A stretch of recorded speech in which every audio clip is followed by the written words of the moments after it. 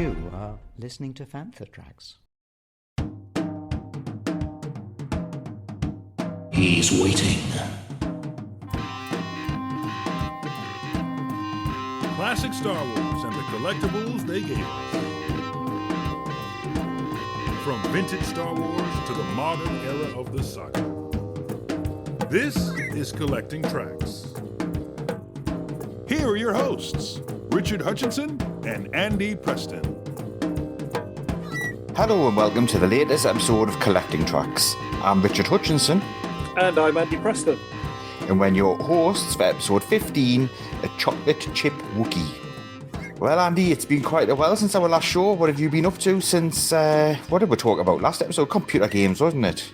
It was, yeah. Well, no computer games for me, Rich, but I have been to the Echo Live collecting event. That was really good fun. Sadly, you didn't make it down to that one, did you? But really enjoyed that. Saw a lot of good friends there. More recently, had a quick pre-Easter break down to Teignmouth in South Devon. Now, that's where I grew up. And it's the first time I've been back down there for any real length of time. So it was lovely to revisit some of the old places, including the shop where I bought my very first Star Wars figure back in, I reckon it was 1979. It's a cafe now, and the upstairs must have been converted, but I can remember walking into this department store, big sweeping staircase on the right-hand side. You go upstairs, and that was the toy department, and that's where I can remember getting, I had all the Palatoy 12-packs from there, I think, or certainly most of them. I can remember buying Darth Vader there, Stormtrooper, C-3PO, R2-D2. A lot of the main characters came from there, so a lot of memories with that. And also the cinema, the Regency Cinema on the seafront.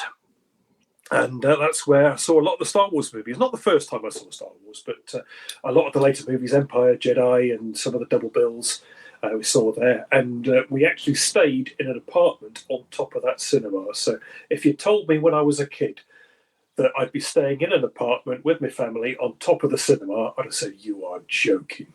So, that was lovely. What about yourself, mate? What have you been up to? Not a massive amount, because I've been really busy with work, the lead up to GCSE preparations and things like that. I did go away to Egypt for a week, which was nice, lovely, nice warm weather, so that was great fun. We're looking to go very similar to you, actually, because my wife's from Hastings, so we're going to do a trip down to Hastings next week. It's the first time she's been back for 20 plus years. So we're going to do that. And our fabled balloon ride, which we've tried multiple times now, has been cancelled for the fourth time. So that's been booked in for next week again. So if we can get that done. But if I had known how tetchy the conditions have to be for balloon riding, I don't think I would have booked in the first place. You know, it's got to be absolutely perfect. It has, yeah. Mm-hmm. You didn't do that in Egypt, then? Egypt is a mecca for ballooning. It is, it absolutely is. And, you know, everywhere you looked, you could see 50 balloons in the air. But, no, because we'd already paid for it over a year ago now in the UK. I thought, well, I'm not going to pay for it in Egypt and then still to do it again in the UK. It's kind of defeats it, doesn't it? So fair enough. But all the places where I would have bought carded figures when I was a kid, they've all gone, everything. So the only figure I remember buying is Ben Kenobi, and I would imagine it would have been on a Tri-Logo card. And I remember being at Shopping City, which was bought by Tesco's, and again, that was upstairs as well. And I remember standing there, and it was the Palatoy Darth Vader tour, and I had Ben Kenobi in my hand, and my mum wanted us to put him back because she didn't think it was a very good figure. And she says, no, you need to get something like Darth Vader or something like that. And Darth Vader ruffled my hair. That's the only action figure I can remember buying in any store. And to be truly honest with you, I probably didn't buy any others because it was all Christmas and birthday presents. So I don't imagine I actually bought any. But everywhere, cinemas, toy shops, everything, it's all gone. There's been a lot of regeneration in the Northeast. So the cinemas have been knocked down. There's just no evidence of them anymore. Even the ones that were more modern, like the Odeons, that were being revamped in the 80s, they've all gone. Tesco's has basically knocked down and rebuilt again. It's just, it's all different. But that's what happens. Yeah, but the memories remain. Yep, absolutely. Right then, so we're heading towards Easter. And, I mean, what does Easter mean to you, Andy? What does Easter mean to me? Well, to be honest, Rich, I'm not particularly religious. I mean, obviously, Easter is a Christian festival, but in our household, it's more about chocolate, to be perfectly honest. Easter eggs, kids love Easter eggs, and they're getting a little bit old to go hunting around the garden for Easter eggs now. We always have a bit of debate in our family because my wife's family, when they were little, they had the Easter bunny that came and brought the eggs. And my family, we had the Easter bird. I think my parents couldn't work out why a bunny would bring eggs, so the Easter bird would bring the chocolate eggs and hide them around our garden. So always a bit of debate. Is it the bird or the bunny? But like I say, I've never ever heard of the Easter bird before. Never. It might have been just a thing in our family, I reckon. But, yeah. So, yeah, getting a bit old for that, but there will still be plenty of chocolate eggs. And it's a good time to see family as well and get together and enjoy the bank holidays away from work. So, yeah, looking forward to it. Well, yeah, I'm pretty much the same as you. It's always been about chocolate and hiding eggs and maybe getting the arts and crafts out and the kids painting hard-boiled eggs and, you know, doing a little bit of scenes with sticky back plastic and tubing and whatever else. But, yep, they've all grown up now. So Easter, it's all about chocolate for me as well. So what's your favourite chocolates, and Andy? If you had to give an Easter egg, what would you be looking at? Would you be looking at Cadbury's, or would it be Nestle's, or more expensive chocolate? Yeah, I don't mind a Cadbury's. I think my favourite chocolate bars, it's probably a tie-up between a Twix and a Snickers, I reckon. So either one of them in an Easter egg, I'd be happy. But I am a sucker for a cream egg, Rich, and got to get them in quick now because after Easter they disappear until about Christmas time next year. So I might have to stock up. Well, my wife bought some cream eggs in for her work, and they came in boxes of 48 or something like that, and she needed 50. So she bought quite a few cream eggs home as they broke up for the Easter holidays. Over 40, so they're sitting in our drawer at the moment. I'm not a massive Twix fan. I'm not a Snickers fan particularly. For me, I prefer mini eggs, but I like Starbar. And I like Boosts and, you know, some of the more unusual ones like Bounties and things like that. That's more my thing. Cadbury's for me are Galaxy. Cadbury's are Galaxy. I couldn't eat a chocolate egg of any other brand, I think. Yeah, but I think there's no such thing as bad chocolate, is there? But no. I tell you what, I had my first white chocolate cream egg today. First ever. All right. I know they've been around for a little while, but yeah, oh dear, got to be having more of them. Well, my wife preferred white chocolate because when I met her, she said she never liked chocolate at all. And then she started to transition to white. And now she eats a lot of milk chocolate as well. So our parents are amazed because even when she was little, she never enjoyed Easter at all because she wouldn't eat chocolate. So that's a taste that's developed over the last 3 or 4 years. About that. So, as most of our listeners could guess, we're actually going to be talking a lot about chocolate on this episode. And to be honest with you, I mean, I didn't really know. Do Americans have big Easter? I mean, obviously they do. They have massive Easter festivals because of the religious side of it. But do they do a lot of Easter eggs? So I did a little bit of research about that. Apparently they do, but they don't do it as big as what we do in the chocolate hollow egg kind of way. So they do a lot of, I believe, solid eggs or perhaps eggs and toys or things like that. Whereas obviously in the UK, we have hollow eggs. And they used to have chocolate inside the hollow eggs, but now they seem to be separate. I don't even remember the last time I burst open an Easter egg to find anything inside the egg. It all seems to be in a little separate compartment in the boxes now. And apparently you can get some of those in the States, but they're not as common. And I was wondering, does that feed into perhaps why there was a lack of Star Wars and Easter products? Because obviously Star Wars was Christmas and there was lots of Christmas products and there was lots for other seasons, but Easter's really, really big and a big opportunity to sell. And obviously Star Wars was, you know, just dollars back in the 70s and 80s, but very little for Easter. Does seem odd, doesn't it? And certainly 70s and 80s, when I've been looking, I've found very, very little connection with Easter in any product line, but specifically the chocolate, which is what you'd expect. I don't think there's anything from back in the day. I mean, as we'll discuss later, more recently there have been more releases for Easter time. But no, very strange, as you say, that there wasn't that presence back in the 70s and 80s, because it would have sold, wouldn't it? Yeah, but do you think that George Lucas had anything to do with that? You know, with these healthy kicks and these, you know, the cereal couldn't have too much sugar in it for diabetics and things like that. Do you think perhaps he may have had some control over I did wonder whether it was a Lucasfilm thing, Rich, but actually not for that reason, because there certainly was plenty of licensed chocolate and cereal and other bits and pieces. So I don't think the health reasons, but I do wonder just whether, because Easter is a very religious festival, whether they held back from releasing stuff that was specifically aimed at Easter. Christmas perhaps a little bit more commercialized maybe back in the day. But you didn't really get a lot of Christmas-themed stuff other than perhaps Christmas cards in the 70s, 80s.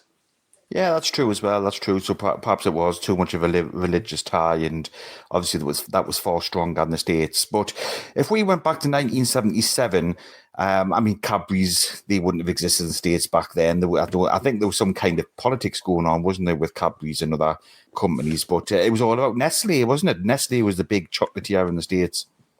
That's right, Rich, and they certainly jumped into Star Wars in 1977. Year the movie came out, they had quite a good promotion.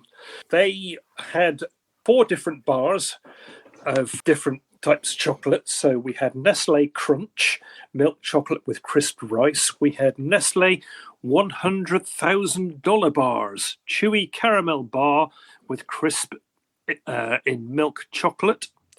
We had Nestle milk chocolate, just a plain milk chocolate bar. And then we had Choco Light, whipped milk chocolate with crispy chips.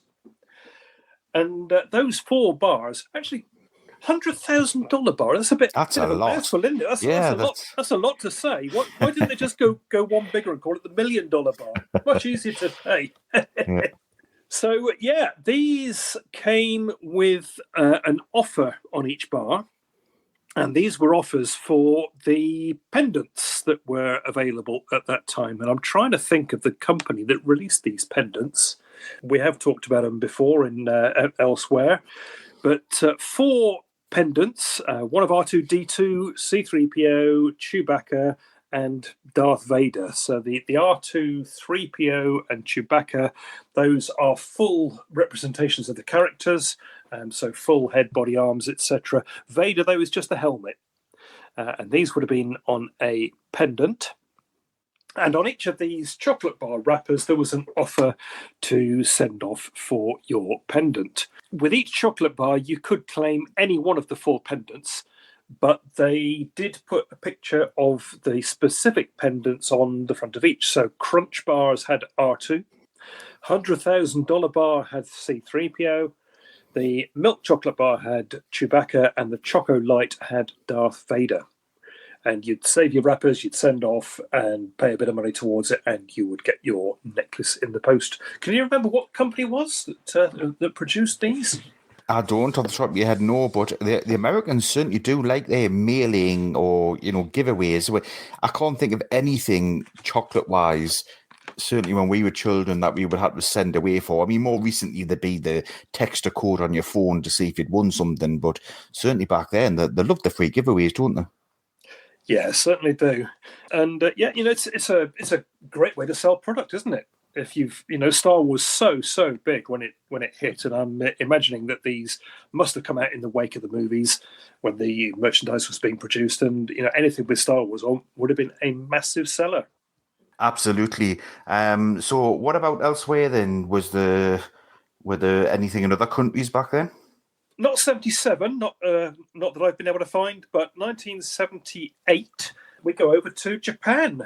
Very topical, because we got Star Wars Celebration Japan happening over there more or less as we're recording this. And they produced a real vast range of different items. The first one being a unique item, just one of these, a chocolate-covered candies tube. So this is a cardboard tube. It's got the Star Wars logo in the middle. At one end, you've got a graphic of an X-Wing fighter. At the other end, you've got a picture of these chocolate candies. And then you've got some Japanese text as well. Don't know from the picture that we've got from the Star Wars Collector's Archive quite how big this was. It looks as if it was maybe 8 or 12 inches long. What do you reckon? It's about 8 inches. Yeah. So just the one variety of that. But then we come on to the chocolate-covered peanuts boxes. And there are loads and loads and loads of these. 4 different box fronts. So what have we got there, Rich? Well, you've got again the typical characters, but I love the artwork on these. This is what we're missing in Star Wars now. We're missing original art, and we'll have one box with C-3PO and R2-D2, which is the typical classic desert scene. But that's a wonderful shot. That one. The second one is the typical Hidden Brand poster. 20 different scenes, 80 combinations. I mean, that's unreal. The third one, you've got two stormtroopers, blasting away with there certainly is a lot of triangles in Star Wars. Certainly, I've seen a lot of very stylized representation of the detention block corridor, isn't detention block. Yeah, that's what it is. And the last one is the X-wing chasing the TIE fighter. But I really like those. I mean, they must have had to pay the license for the Hildebrand art. They had to have done, otherwise they would have been in trouble. Yes, must have done. And 4 different box fronts, but as you say, 20 different photograph art scenes on the backs. So each of those box fronts had 20 photographs. So the same 20 across all of the 4 box types. But that means you've got 80 different boxes to collect in this range. So massively collectible range. Mm-hmm. Those pendants, those are factors, weren't they? Yes. I think that's who made the 4, wasn't it? Factors pendants. Mm-hmm. That's right, yeah. So, love these Meiji Seika boxes from Japan. I wonder how easy they are to pick up. I'd imagine there'd be a few dotted around from some of the photographs I've seen of the Star Wars shops over in Japan. Yeah, they're not unreal to pick up. I think you can get hold of them, but putting a set of 80 together, that must be very, very difficult. Don't know anybody who's got one of those. Maybe one of the big food packaging collectors, someone like Jonathan McElwain, perhaps, or Gus Lopez. Be interested to see. It would be, because, I mean, there's a lot about bottle caps, but these have really intrigued me. I love them. Hello, this is Mark Thompson. I narrate a bunch of the Star Wars audiobooks, and you're listening to Fantha Tracks. Do or do not. There is no try. Then we're going to hop over to Argentina next for the Thai Fort Jack. I mean, what's that about? Yeah, well, Jack was the brand of chocolate made by a company called Thai or Tel Fort.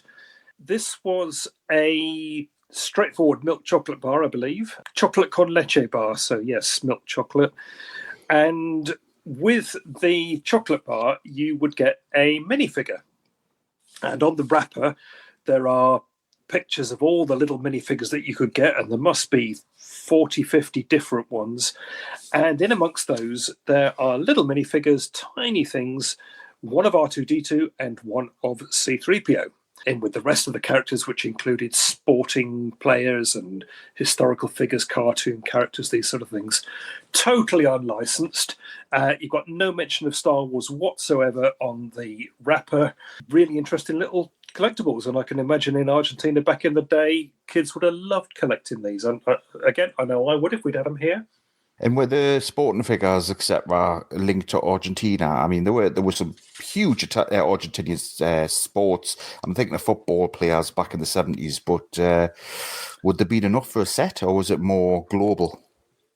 No, I mean, these figures, that it was a real random set, so it wasn't a full set of sports figures or a full set of Star Wars figures or what have you. So you'd have 2 or 3 of one sort and 2 or 3 of another sort, and just random characters.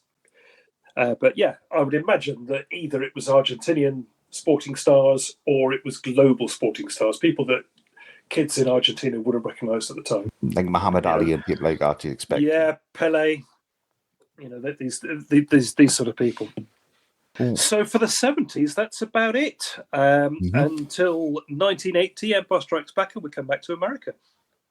Well, Hershey's had to get, because, I mean, Hershey's wasn't really a brand that we would have heard over the UK. I think I only became aware of Hershey's probably in the early 2000s. I'd never even heard of them as a chocolate brand. No, very American brand, isn't it? And not something that we really see over here even now. But a well-known American brand, and they jumped into Star Wars. Now, they would sell chocolate bars in a 6-pack. You'd get 6 bars in a tray within a cardboard box, and they had 2 different boxes with Star Wars connections.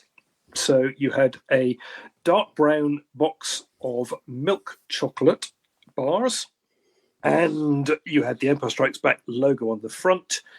On the rear, you had a cutout, quite a nice picture, R2-D2 and C-3PO in Echo base. The other one is a white box, and that was for Hershey's milk chocolate with almonds, and very similar box, obviously white rather than dark brown, and the cutout on the back was Chewbacca. You don't get a lot of Empire Strikes logo branding, though, do you? I mean, that's what's notable about these. You don't, and I think, again, from the research that we've done, that was the only chocolate item that was sold worldwide, which is really surprising. Absolutely. Now, the next one, what on earth is this that you found? From the mid-80s USA, Eddie Leon chocolate and unlicensed. Yeah, this is a bit of a rogue one, and I think, remembering back to the Star Wars Collectors Archive article that we pulled a lot of this information from, I think this is one that Chris Jagoulias had found. And this is a box of Robo Pops, milk chocolate pops.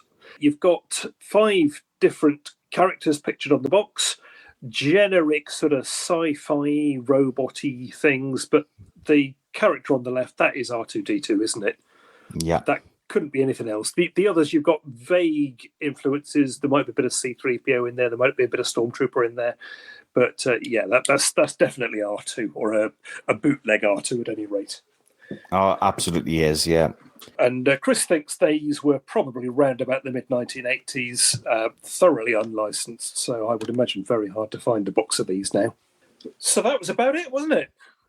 For the original trilogy era. For the original trilogy, yeah. It was... It came back with a bang, though, didn't it? From when was this? This would have been the re-releases of 1995? 95 was the special editions, wasn't it? Nothing at all for Return of the Jedi, again, which is very surprising. Why no chocolate promotions? Don't know. I have to ask George next time I see him. So, yeah, special editions and, yeah, chocolate everywhere. And should we start off in Mexico? Yeah, we're going to Mexico. Now, Chupa Chups. Now, we know Chupa Chups as lollies now, like, you know, the small sticks with the boiled sweets. Mm-hmm. Yeah, I was never a fan and still aren't. Not a fan of boiled sweets, never have been.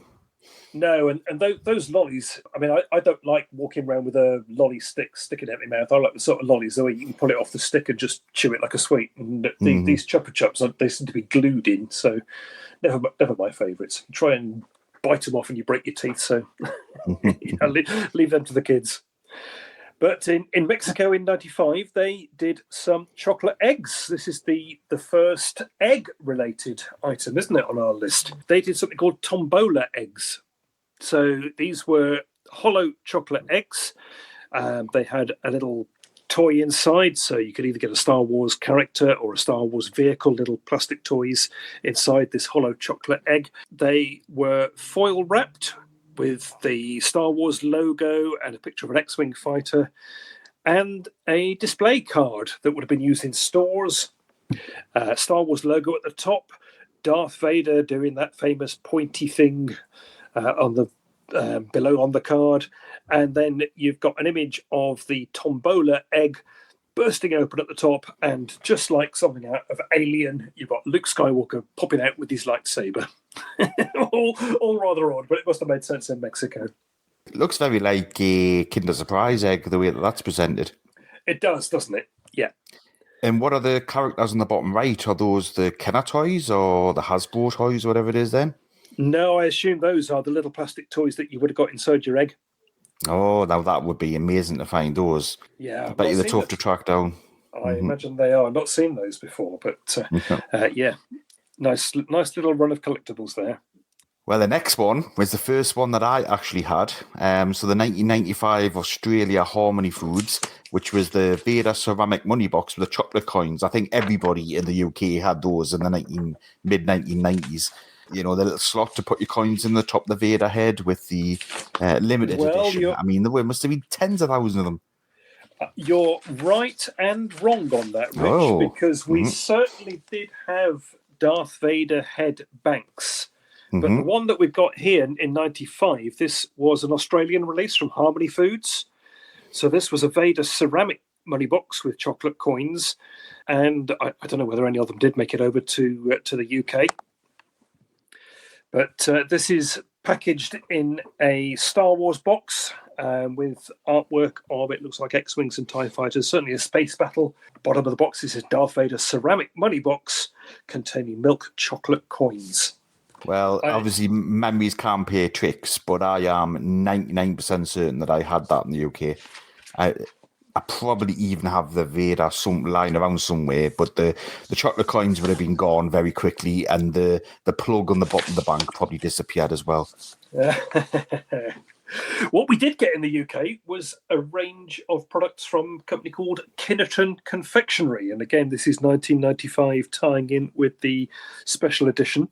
And the first one on our list is a Christmassy item. This is an advent calendar. Do you get advent calendars all across the world? Is that something that our foreign listeners, foreign to the UK anyway, is that something they'll be familiar with, do you think? That's a good question. Again, you don't see it on movies. Oh, yes, you do. You see it on Home Alone, where the Christmas Vacation, the National Lampoons, yeah, they have advent calendars in America, definitely. I don't know whether they have chocolate behind them, but they have little pretty scenes. Yep, there we go. Yes, you're right, both of those movies.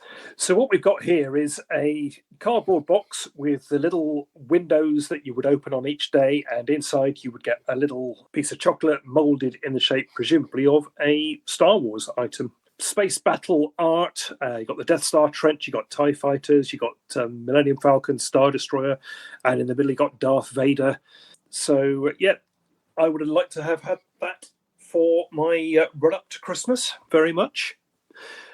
Next two items, though, are, again, Easter-themed. What have we got there, Rich? So we've got the Vader cup, because you used to get that quite a lot, didn't you? You would get an Easter egg, but it was inside a mug or a cup. So this is the Star Wars mug, and I'm pretty certain that I had that, but I do not remember the packaging or the Death Star shaped chocolate, which I'm assuming is at the top. Or was that chocolate egg, or was it more of a metal tin with jellies inside? I want to say it was a metal tin, because if it was, I might have had that. No, that is a chocolate Death Star. It is a chocolate Death Star, Death Star, so wrapped in silver foil. Mm-hmm. I don't know whether there's any graphics on that, but that's sitting inside a black mug with Star Wars logo, Darth Vader, space battle scene, and that came in a plastic clamshell pack. So, yeah, could very easily have had one of those for Easter in 1995. Yeah, I think I did have that mug, but I don't remember the rest of it. Yeah. We've also got an Easter egg of Darth Vader. This is a shaped box, cardboard box, so it's shaped around the Darth Vader figure. He's got his lightsaber out, held diagonally across his body. Star Wars logo, and it's a milk chocolate egg filled with fruit-flavoured Star Wars jellies. So another nice Easter product there. And then the third Easter egg is a cardboard boxed item. This is a picture of Darth Vader fighting Ben Kenobi on the front. Again, X-Wings and TIE Fighters and explosions and things in behind them.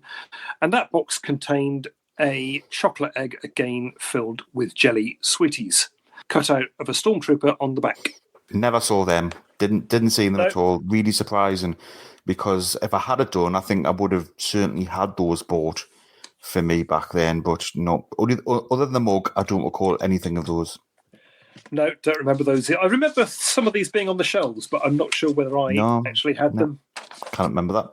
Well, we're going back down under again.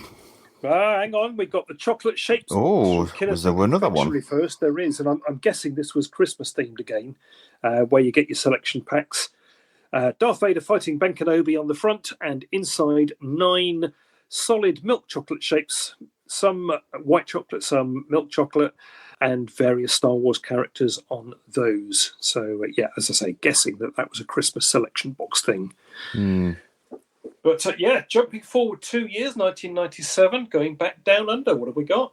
So we've got 2 chocolate bar wrappers from New Zealand this time in 97. So the first one is the Star Wars New Hope, and it says milk chocolate bar and free glow-in-the-dark data card. I was going to say postcard. It doesn't even say data card, it says poster card. What's a poster card? It's their term for a postcard, I think. So look for the special edition cards. Yeah, glow in 40 the of them. dark. Glow, GLO, glow in the dark poster Mm. cards. So either this was a clever concept by marketing, or whoever did this just couldn't spell. Yeah, possibly. I'm not so much of a fan of the artwork on that one, but the Empire Strikes Back one, which came next, I absolutely am, because that looks like it is an 80s Yoda, Darth Vader, Empire Strikes Back logo on some old packaging from back then. Again, that comes with a free poster card as well. And this time there was instant prizes on that one. Yeah, it's just two color art, isn't it? I don't think it's black and white. I think it looks like a navy blue and white. Yeah. It confused me for a minute because they've done a montage of different images. So you've got an AT-AT at the top, then you've got Darth Vader and you've got Yoda. But it looks like Darth Vader is kind of looking over Yoda's shoulder as if he wants to see what he's reading or what he's eating. Darth Vader and Yoda never shared any scenes together in the original trilogy, so to put them two together like that that looks a little bit odd to me. But I much prefer it than the Star Wars one because the yellows and greens came out during the special editions, didn't they? We started to see that packaging. It didn't really work for me, but yeah, that's right. The blues and the purples do. Very much the same as the early Power of the Force figures on those green and yellow card backs. Absolutely. Yeah, very much of that sort of era. Well, getting closer to home then. So the Mija Seika, I mean, what's that about? Yeah, this is... Where's this one from? I think this is Japan again. Meiji Seika, 1999, so Phantom Menace, Episode 1. We have a chocolate-covered malt balls box. These are... Well, as I say, cube-shaped Maltesers, aren't they? Yeah, that must be exactly what they are. I'm trying to work out what a malt ball is, but I think you're right. So it must be a sort of crunchy centre with a chocolate coating, and you'd buy these in a box, and you would be able to collect one of 24 metallic stickers inside. If that was a tied-in note, Episode 1, isn't it? And as we all know, Episode 1 absolutely exploded from the merchandising point of view. Oh, so much stuff from Episode 1 in just about every country. There can't be many countries in the world that were not touched by Episode 1 merchandising. And here in the UK, it was just the same. We had a lot of stuff, a lot of collectibles to buy. And our big chocolate company based in the Midlands, Cadbury's, they went all out for this, didn't they? Absolutely did, and I do remember some of these. So the first one was the Star Wars Episode 1 chocolate bar. You can refer to Episode 1 still on the packaging back then. And I probably would have had one, but I honestly don't recall. So this was a bar. It advertised on the front of it from the makers of Cadbury's Whisper. And that's quite interesting. Why did they feel as though they needed to do that? Everybody knew Cadbury's what Cadbury's was about. It is described as a velvety textured milk chocolate. So I don't remember. I must have had some of these at the time because I was a sucker for the Episode 1 stuff. I buy it when it was available. But I don't remember eating one of these. Velvety textured milk chocolate, that is a description of Whisper, isn't it? So I think it is. I think it's basically a clever way of saying to you, this is what you're buying. This is what it's going to taste like. I think these were the... like rectangle shaped, a bit like, I think they're called animal bars or something like that Cadbury's made as well, where you'd have 6 in a packet and they were thin and rectangle shaped, and they would have the character. Do you know the kind of chocolate I mean? I do. I know what you mean. I'm not sure about these specific ones. As I say, memory's a little bit blank on those, but they were very, very big round about the time of Phantom Menace, 1999. 6 characters on the front: Obi-Wan, Darth Maul, Qui-Gon, Jar Jar, Anakin, and Amidala. For everything in one location, daily news, reviews, interviews, podcasts, video, and social media feeds, bookmark FanthaTracks.com for Star Wars news 24/7, 365.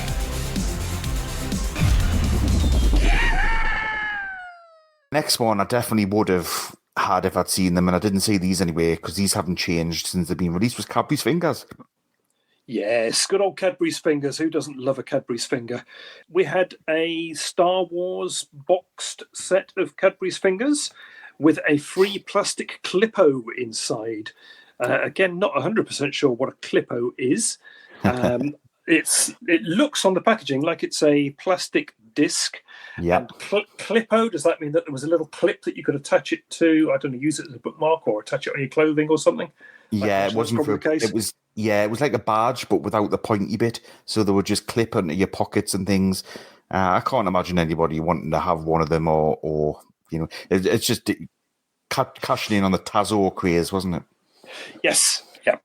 So you'd buy your box of Cadbury's Fingers, a biscuit with chocolate covering, and inside those you get one of these clippos, and I think 4 to collect. So I can see Darth Maul, Amidala, Anakin, and Jar Jar. And then we're racing towards Christmas, I think, with some of these items. So we've got the Episode 1 Jedi Sith Duel Advent Calendar. And again, this would have been something that I would have wanted. And not just for the Advent Calendar, the actual freebie that came inside it. Yeah, so with this, you got a 3-dimensional battle scene. So it looks like it's a piece of card that folds up. So you get a floor with a backdrop. It looks as if it's the feed hallway, and you have got figures of Obi-Wan, Qui-Gon, and Darth Maul to do battle. So while you're eating your daily chocolate, you can play with your little cutout figures and reenact the Episode 1 Jedi Sith duel. And then the chocolate bars that we talked about before, they came in a selection box. So the Episode 1 selection box was available, along with the Cadbury Star Wars Episode 1 counter display as well with a box. So I'm surprised that survived. And because by that time, things were becoming more in plain standard brown packaging, wasn't it? Because the products were just dumped on the shelves. Yes, but in a newsagent's on the counter next door to the till, you'd have these display boxes, so quite common still. A nice display box. And of course, by 1999, people were wise to the fact that Star Wars was collectibles. So as these boxes would come available, people would have been grabbing these off the newsagent's shelf. I'll have the last chocolate bar. Can I have the box as well, please? And I dare say people buying whole boxes of these just so they could have the display box as well as the chocolate wrappers. I just don't see display boxes up here anymore. Everything's on racks, on shelves. You don't see display boxes. No, not so much now. But 99, right. it would still have been around. Other things from Cadbury's, we had, as you said, the selection box, Christmas selection box with half a dozen different chocolate bars in, including that Episode 1. And what did I particularly like? The lightsaber tube. So this is a cardboard tube. So one end, obviously, the handle, and then the blade of the lightsaber, and that was filled with chocolate bars. I think you got 6 of the Episode 1 chocolate bars within this tube. And again, if I remember rightly, we had the 3 different versions, the blue, the green, and the red. So those were good. Not only can you get your chocolate fix, you get something to bash your brother around the head with. 20 years too late. That would have fit perfectly in 1979. It really would, wouldn't it? And then the other thing from Cadbury's, and I do love these. These are chocolate containers, plastic containers, and these would have been filled with treat-sized chocolates. 2 of these, a white R2-D2 and a black Darth Maul. And these are lovely, very well sculpted, very nice on display. Should have picked some of these up at the time, really. You probably can pick them up now. I don't think they're particularly rare. And I do believe our friend and fellow podcaster David Tree might even have got the moulds for the R2-D2 one. I think I seem to remember him picking those up. So, yeah, interesting. Yeah, very nice. Let's jump abroad now then. So you've really gone wacky now to Hungary. Hungarian fundy stars. So we've got 6 times the Episode 1 chocolate bars. These would not have been anything like the Cadbury's bars because, as we know, the UK chocolate's very different from European chocolate, isn't it? It wasn't that long ago when the EU wanted to ban us using the word chocolate by saying that our chocolate actually isn't chocolate. Can you remember that? I can, yeah. We use a lot more milk in our chocolate, don't we? A lot more milk and sugar and things, yeah. Yeah, whereas in Europe, they go in for a much more dark chocolate, probably a much more superior product. But the British taste certainly goes more to the, as you say, the sweet chocolate. So in Hungary, we had 6 different episode 1 chocolate bars. They came in red, blue, and white wrappers, and each of those had the same 6 character variations, the standard 6 main characters from the Phantom Menace. And then there was also a set of black wrapper chocolate bars, and I've got to do my best to butcher the Hungarian, Kakaos Rumos Shelet, and these were by a company called Fundy Star. They had a Legoland offer, it looks like, and also came in a nice counter display box. And the same image as well as it was on the 6 episode 1 chocolate bars on the black wrapper. Indeed. Jumping continents again, we go from Hungary all the way over to Peru. And this is a company called Winters, who produced an episode 1 chocolate called Tre Sorpresa. Have you arranged these, Rich, so I get all the difficult ones to pronounce? Yeah, that's exactly how I've done it. So we've got, again, blue, black, and red wrappers and different character variations on these. Different variations front and back. The one we got pictured here is a Trade Federation droid starfighter on the front, and then on the back of that you'd have had several different variations. And same again for the black and the red wrappers. A nice display box featuring a lovely artwork of Darth Maul, young Anakin, and Obi-Wan. Winter's logo at the bottom, and it says Collection Star Wars Episode 1. What's interesting, though, is that obviously all the products from the 70s and 80s have got X-Wings and TIE Fighters on them, and it's very rare that you see anything from the prequels or the sequels from a ship point of view. So I love that. That's brilliant. Yes, a very unusual sight, the droid fighter. Mm-hmm. Now, jumping over to another continent, Australia, Harmony Foods. I mean, I don't even have to taste the chocolate that's in these eggs to know exactly what they taste like. These are the chocolates that you got as a kid that you ate last. So this is a boxed Anakin Pod Racer logo mug, which I must admit I don't recognise that logo. But inside it are 4 eggs, I think there's 4, that are just wrapped in a plain foil. So the bright red, the bright blue, and there's 2 that are bright yellow. Yes, 4 chocolate out mugs came in those. What is that logo? Do you recognise it? Yeah, it's Anakin's Pod Racing logo. So is it? It was on the side of Anakin's Pod Racer, and it was used in some of the advertising. So that's on the mug itself, and also a picture of the box, along with little Annie wearing his pod racing helmet. And not even a ceramic mug, Rich, a melamine mug. So quite a cheap collectible there. But it's quite an attractive box, isn't it? Nice box, yeah. But you would have hated the chocolate. That chocolate would have been smashed to pieces rather than eaten. Yeah, it would. Moving back to Europe, and next couple of items we got off from Spain. First one from Nestle. We started off with Nestle, and we're back with them now. Nesquik. I know Nesquik in the UK as producing milkshakes, either milkshakes that you can buy in bottled form or buying a milkshake powder that you mix with your milk and make up into a milkshake. But in Spain, certainly in 1999, they also made chocolate bars.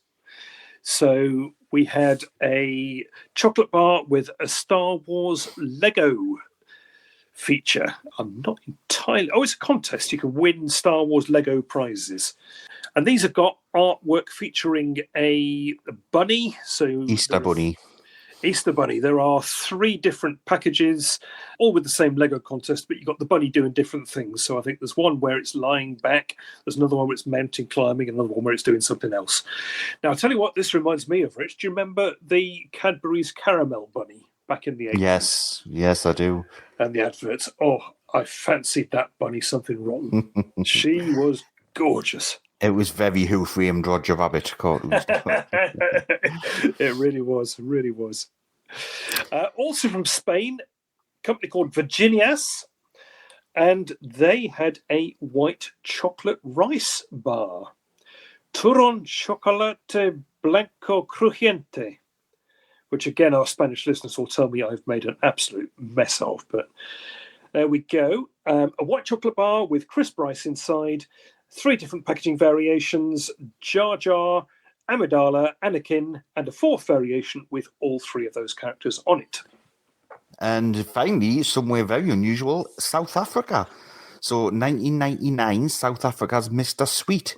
Now, these look like trading cards when you first look at them, but it's, again, it's an episode 1 branded metallic wrapper chocolate characters with caramel filling, 8 characters inside them. I do like me chocolate with caramel filling inside. I think I do like the caramels and things. Have you ever had metallic chocolate? Never had it. Don't know what this is. I mean, it's advertised. It specifically says on the packaging, metallic chocolate character with caramel filling. Don't know what metallic chocolate is like. I think it just means the foil wrapper, doesn't it? Well, I don't know. Perhaps it did come with a sort of edible glitter or something mixed in with the chocolate. Be interested if anybody out there knows. Do let us know. Mm-hmm. And 8 different characters available in that line as well. So a little collectible. They're all collectible, these, aren't they? Nobody put out anything with just one character, one wrapper. Nope. It was all collect all of them. I think company's very wise to the mentality of Star Wars fans by this stage. Absolutely. And then we had a bit of a break. We did. We moved on to 2002, which I'm sure no coincidence was the release date of Attack of the Clones. And not very much at all worldwide for that movie release, funnily enough. What we do have is from Switzerland and Austria by the company Kinder. And a couple of different releases from them. They released a Kinder chocolate bar, a box full of 8 sticks of chocolate with a Star Wars Lego contest on the box. And then something that we did get over here, this was the Kinder Surprise chocolate eggs. And this particular one's a 3-pack with Star Wars Hippo gifts. Kinder Surprise, for those that don't know, it's a foil-wrapped hollow chocolate egg. Inside that you get, I think it's always a plastic yellow container. You pop open the container and you get a little toy inside. And in 2002, the toys that they released in this particular series were cute hippo versions of the key Star Wars characters, not from episode 2, but from across the whole saga. So you had Hippo Vader, Hippo Luke, Hippo Leia, etc., etc. Did you have any of those, Rich? I do remember those from back in the day. Nope, and obviously my kids were young back then, so nope, don't remember at all. But I am impressed with the packaging though, because that kid is a definitely 70s kid that's on the package, and his teeth are the brightest white teeth for somebody who munches a lot of chocolate. You're not kidding. Bit of the Milky Bar kid going on there, I think. Mm-hmm. So now we jump back into another golden era for chocolate. Rich, take it away. Yeah, Andy, so off to America now, 2005, and I love M&Ms, and by far my favourite M&Ms is the peanut ones. What about you, Andy? Yeah, I like a bit of peanut as well. Yeah, agree with you there. America had so many different M&M promotional bags. Would you believe 72 different bags to collect? Now, obviously, that's not just one type of M&M. You've got the peanut ones and the chocolate ones and the flavoured ones and all the rest of them. I don't know what varieties there are, but across the whole lot, if you went for every bag with every character on, you'd have 72 collect. Now, I can't believe any, but actually I can believe. I could probably think of 1 or 2 who've got the whole run. But yeah, would you be up for doing that? No, I only know 3 types of M&Ms, the peanut ones, the chocolate ones, and the biscuit ones, but I'm not aware of any others. So I'd imagine, you know, it's like in America, they've probably got marshmallow ones and what was that, Rocky Robin M&Ms? There'll be all sorts of different flavours, but 72, that sounds crazy. 72 different bags, yeah. Can you imagine having to display all those in your collection room? Absolutely. Speaking of displays, there was a display box for these, or at least one. Probably several. I mean, we could be here all night if we talk about the M&M line in total. So let's go through fairly quickly. We had also fun size M&Ms with a glow-in-the-dark wrapper. Ooh! Mm-hmm. Several different ones of those.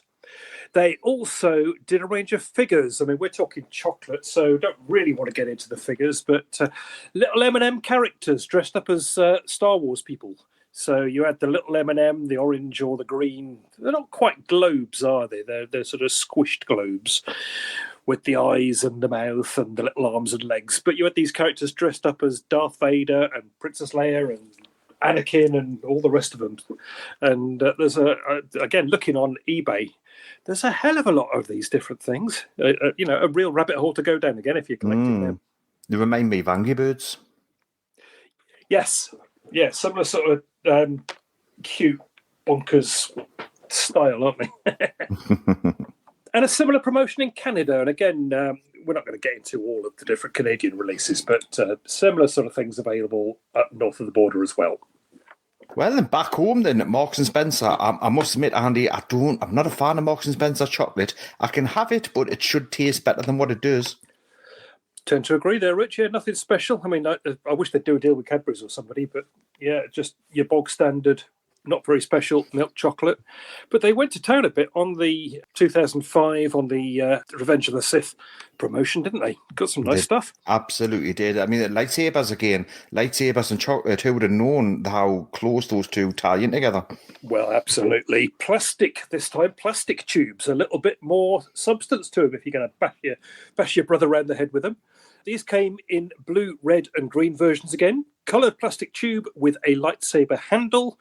And inside there, you would get 11 foil-wrapped chocolates. And the foil wrappers, you had pictures of Darth Vader, Yoda, Obi-Wan, young Obi-Wan, and a clone trooper.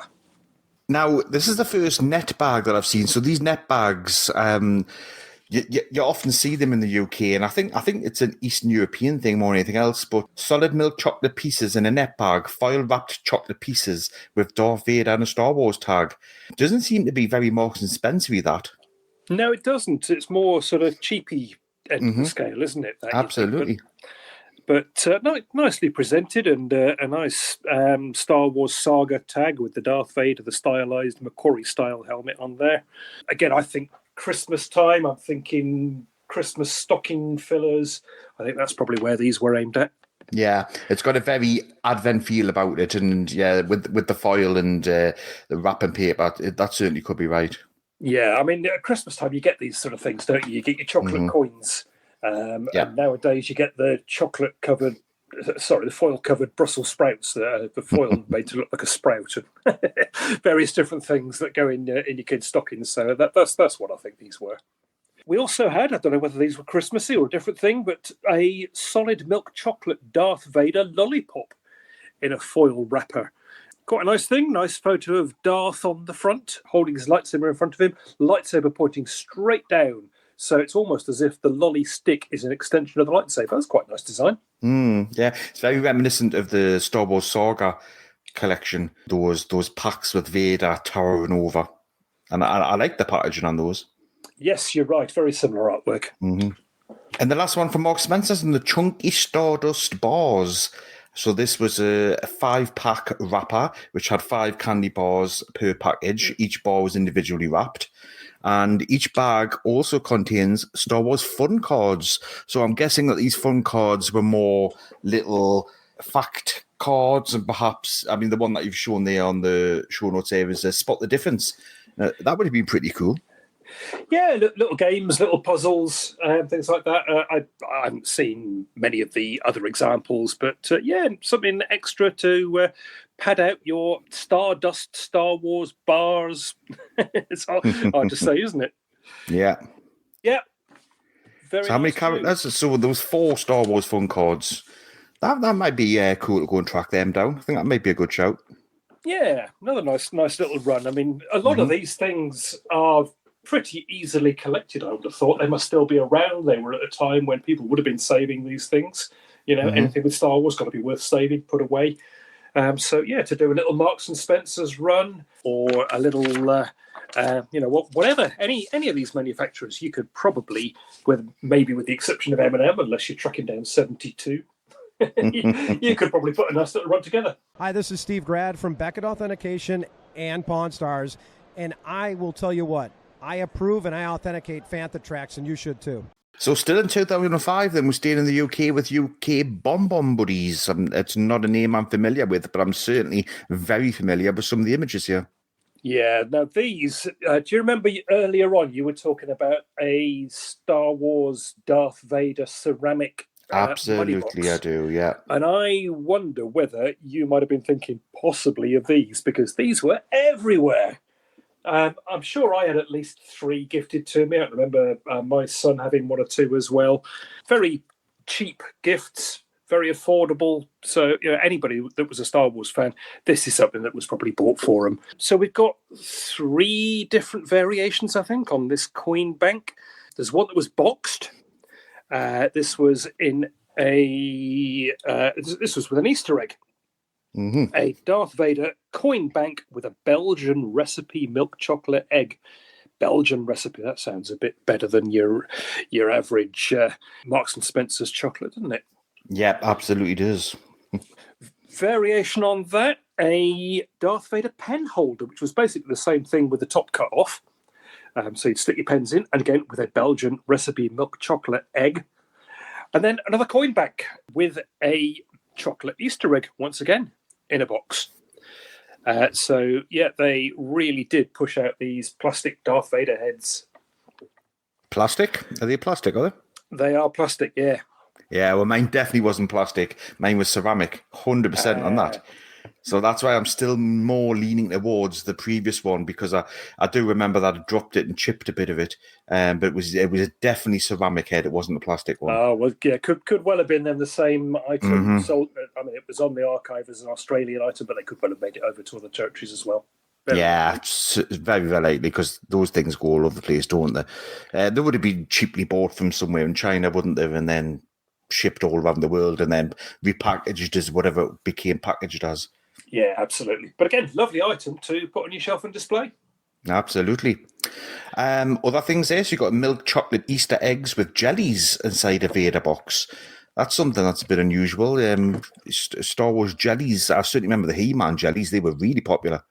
Yeah, I don't know whether these were Star Wars jellies, whether they were shaped jellies or whether, just your bog standard sweets, but they came inside a hollow chocolate Easter egg and a box Star Wars logo and Vader's head taking up pretty much the whole of the packaging. And interestingly, they've cut out his eyes. So they've cut his eyes out. You can see the foil wrapped egg inside. Is it red? Is it red? It looks kind of reddy brown on the photo I've got. So, well, we'll give him that. We'll give him that. We'll give him that. The Yoda buckets of fun chocolate eggs. So I think I've got a vague recollection of this bucket from Yoda with some red small eggs in there. I'd imagine those tasting absolutely disgusting. Yeah. That would be another cheap thing, wouldn't it? That's right. Another Easter time thing, and this puts me in mind of the Easter egg hunt. Did you ever do that when you were a kid? I didn't as a kid, no, definitely not. I would have done it for my children, and I certainly remember one year we found an egg like 3 years later after it hit. It was serious. Year, yeah. Oh dear. So yeah, it's like a pail, isn't it? It's like a bucket with a popcorn bucket kind of thing. That's all. Yeah, it is. Yeah. Picture of the Revenge of the Sith Yoda looking mean with his lightsaber out, and then inside there must be about 10 or 12 of these individual foil wrapped eggs, and I can just see a parent hiding these around the garden, giving little Johnny or little Janie the bucket and saying, "Right, off you go find your eggs." Well, this is Yoda's Samuel L. Jackson face. That's what I refer that to as. It is, isn't it? Yeah, he's not taking any what's it. We've then got a Darth Vader ceramic mug, back to the ceramics, with chocolate coins and mallow, individually wrapped mallows, and a bag of foil wrapped chocolates, another net bag. Now, would I have had... I definitely had a Vader mug. I'm looking at this picture. I can't see it being a mug. How is it a mug? Has it got a lid on it? It might have a lid on it, yeah. I think there were more pictures of this one on the archive, and I'd only brought up one for the show notes. But yeah, either it's got a lid or there's a hole in the top, obviously, where you put your drink in and drink out of it, which we can't quite see on the photo in front of us. No. But, ceramic mug with chocolate coins and mallow. Do you remember having the coins and the mallow, Rich? This might be narrowing it down a bit. No, I don't at all. But certainly the Vader bang I had was ceramic with a slot in the top with the bit of release, but it was definitely ceramic. Yeah, and then something that is 100% Christmas next. Oh, totally, yeah. Foil-covered milk chocolate tree ornaments. This is a bag of 6 Star Wars milk chocolate tree decorations. You've got 2 of Vader on a red background, 2 clones on a blue background, and 2 of Yoda on a green background. So you pull these out the bag, you'd hang them on your Christmas tree, and they'd last about 5 minutes before the kids had had them away and eaten them. But they're very Christmassy themed, though. The reds, the greens, and the blues, definitely they've done well. I actually like them. I would have had them all over my tree. Still have them now if I could. They'd brighten up the Christmas tree no end, wouldn't they? Well then, Andy, is that it for chocolate, or do we have one more surprise one? We have one more, and this is possibly the quirkiest of the lot. Again, 2005, and we are going right the way other side of the world to China, and a company called Happiness Chocolate. And they produced a chocolate cream snack cup. This is a plastic cup with, I don't know whether it's a foil lid or a plastic lid. It's probably a plastic lid, but a peel-off lid, similar to what you get your yogurts in, I think. It says the taste was similar to Nutella.